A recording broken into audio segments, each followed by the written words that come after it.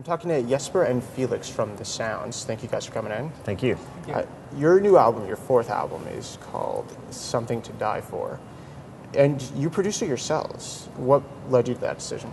I think, we never really had a producer before that, we felt comfortable with, I would say. Producers can have different roles when it comes to producing bands. We've always seen the producer as just like a guy that can, you can help us with, with ideas, how we want things to sound and stuff like that. But we never had a producer that stepped in and, I know what you guys want.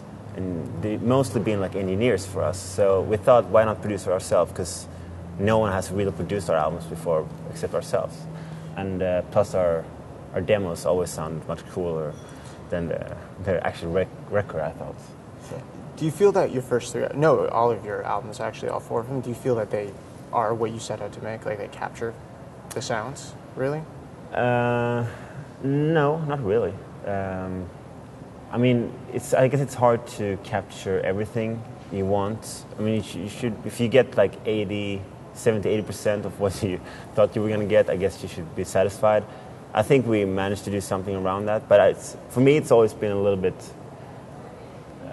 after in retrospective, I would say, we could do some stuff better, some stuff worse, I would guess.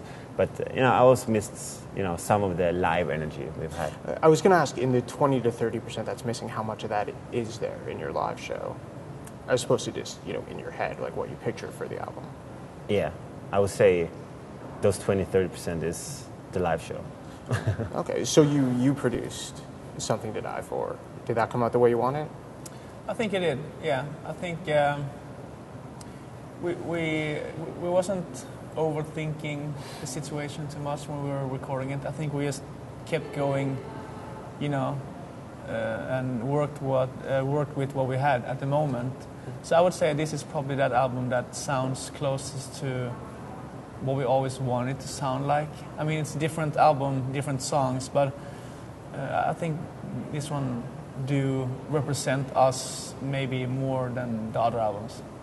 It's a very electronic focused album. It's predominantly electronic music. Is that safe to say? Yeah, I mean, as Felix said before, we try to, every album, we try to change something in every album. We don't want to write the same album twice. So I'd say, like, when we produced this album, we got it where we wanted this album. Then we don't know how the next album is going to sound like. But we've always been interested in electronic music. And I guess on this album, we just emphasized that a little bit more than maybe the previous ones. And we'll see what the next album will give us, what kind of inspiration we have for that album. Okay, so it's not a grand statement like this is the sounds now, just what you're doing now? Yeah, what we're doing at the moment. I would say we always develop our sounds, like last album was more, guitar driven. Right, more indie rock or dance rock. Yeah, exactly. Yeah. And especially the second album was very raw sounding. And now we did a little bit more dancier electronic, so we'll see what the next one will. Is that the kind of stuff you guys listen to a lot? The more electronic? I don't think we listen more nowadays. We've always been listening to a lot of electronic stuff. So I don't think we listen to more electronic now than we did in the past. Yeah, no. It's just something that came natural for us. This album, I think. Okay. Yeah. The No song. Is that a single yet? It seems like it should be. It could be. It could be. Because you've released 3 singles already from this album, so I'm hoping that one. Yeah. It's not a single, but. I mean, I don't know what the single is nowadays either. It's depends on what. Dance with the Devil, I think. Yeah. I mean, we made a video for that one, so I guess it's a single. I don't know if we have radio. If the radio wants to play the No song, you won't stop. Fine with it. No. Yeah. I guess whatever spot is mind. whatever spot. Yeah. But the No song, that's a pretty guitar-driven one, I think, and the guitar and the vocals kind of work the same thing. Which came first, the guitar or the vocals? The guitar. Yeah. And does Maya write the lyrics? I'm guessing. No. Oh, sorry. Who does? The two of us. Okay. Did you write the drummer as well? Okay. Did you guys write the lyrics to go along with the guitar?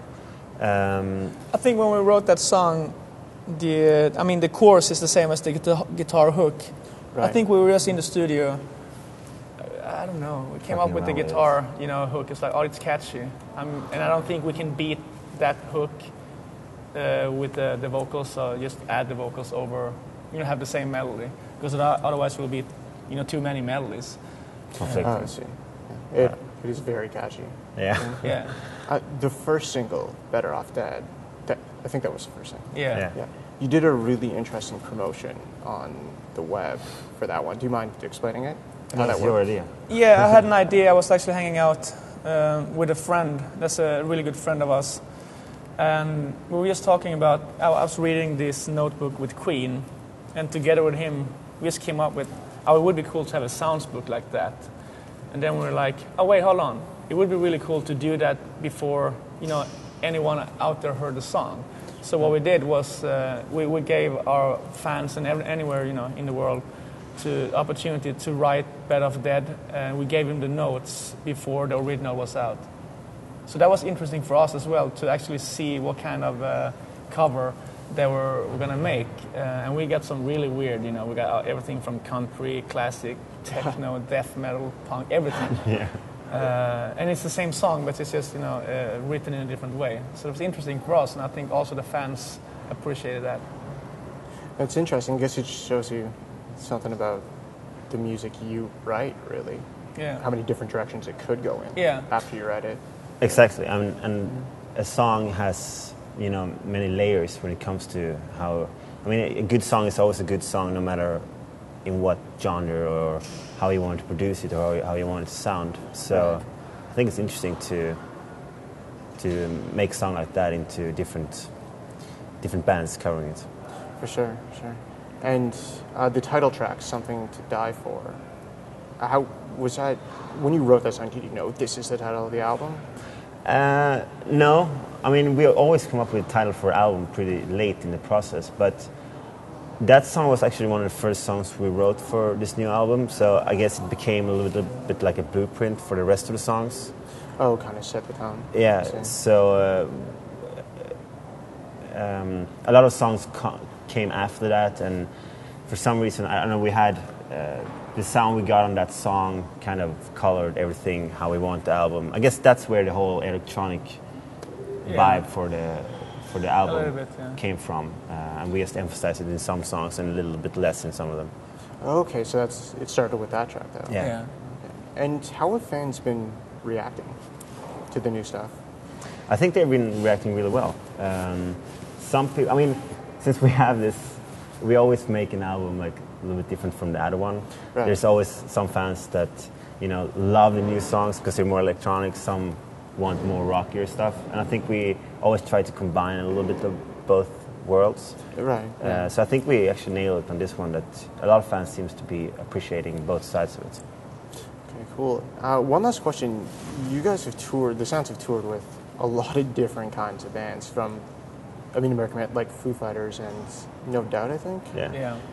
Well, just all different kinds of bands. What would your dream lineup be, including the Sounds? Oh man, I don't know. That's a hard question.